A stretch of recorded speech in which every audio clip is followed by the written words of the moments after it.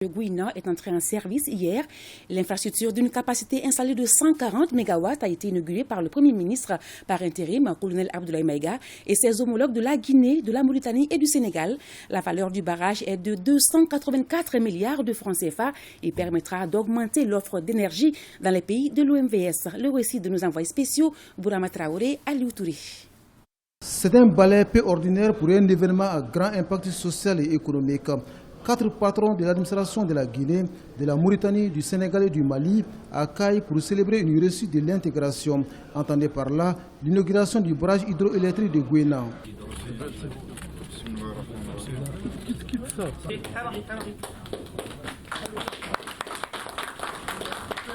Par ce geste des premiers ministres, le barrage de Gouina est officiellement mis en service. Par sa capacité de production, il va contribuer à combler davantage les déficits énergétiques du Mali, de la Mauritanie et du Sénégal, pays bénéficiaires de l'ouvrage. L'ouvrage de Gouina est le 4e barrage de l'OMVS et son 3e barrage hydroélectrique. Avec la présente réalisation, l'OMVS vient d'aménager près de la moitié de ses sites de barrages hydroélectriques. Cet ouvrage est considéré comme un maillon de ce qu'on appelle les ouvrages de seconde génération. Ce barrage a une puissance nominale installée de 140 MW et un productible moyen de 607 GWh. Son coût total est d'environ 284 milliards de francs CFA, dont 248,9 milliards de francs CFA financés par Exim Bank de Chine, et 34,5 milliards de francs CFA par la Société de gestion de l'énergie de Manantali, la SOGEM.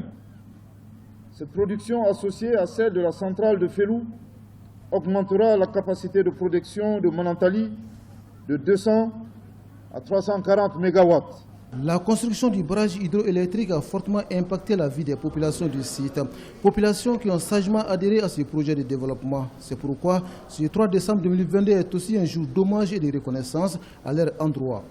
Je tiens donc à remercier les populations des villages déplacés qui ont abandonné leur patrimoine immatériel, qu'aucun plan, aucune disposition ne saurait compenser.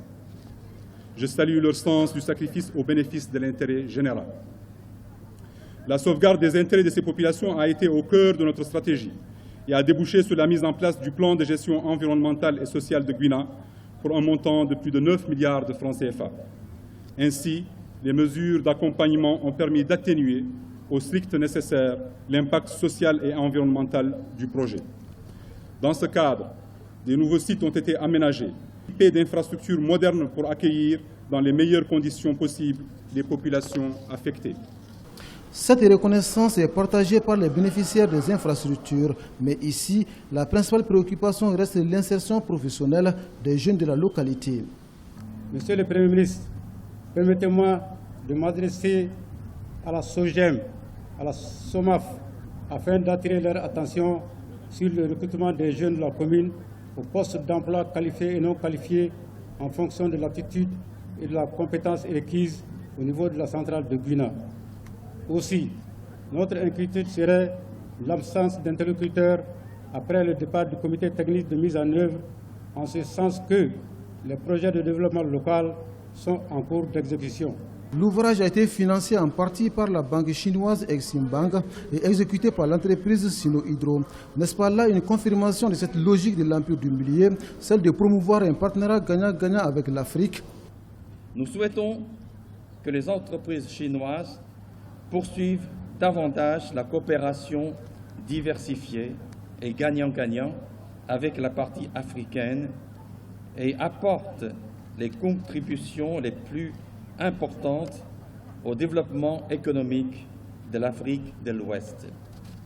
Gouina est le 4e ouvrage majeur réalisé par l'OMVS pour approvisionner ces pays membres en énergie suffisante et durable.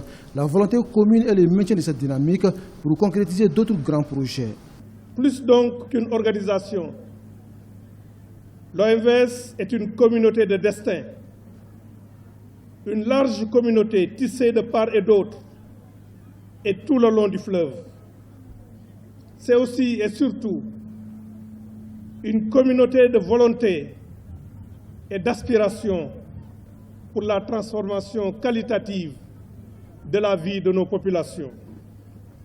En d'autres termes, faire de l'OMVS un véritable outil de développement, d'où cet invite du Premier ministre par intérim pour s'unir davantage et réussir ensemble. Je voudrais, au nom du président de la conférence des chefs d'État et de gouvernement de l'OMVS, son Excellence le colonel Assimi Goïta, président de la transition, chef de l'État, réitérer à nos distingués invités et à nos braves populations nos remerciements et notre gratitude.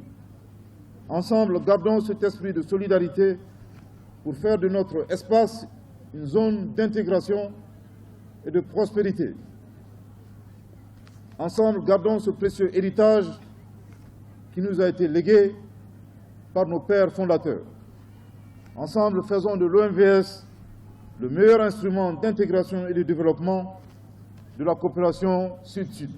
Dans un monde où le prix de l'énergie devient de plus en plus cher, ce plaidoyer doit être entendu et compris afin d'assurer l'indépendance énergétique des pays membres de l'organisation.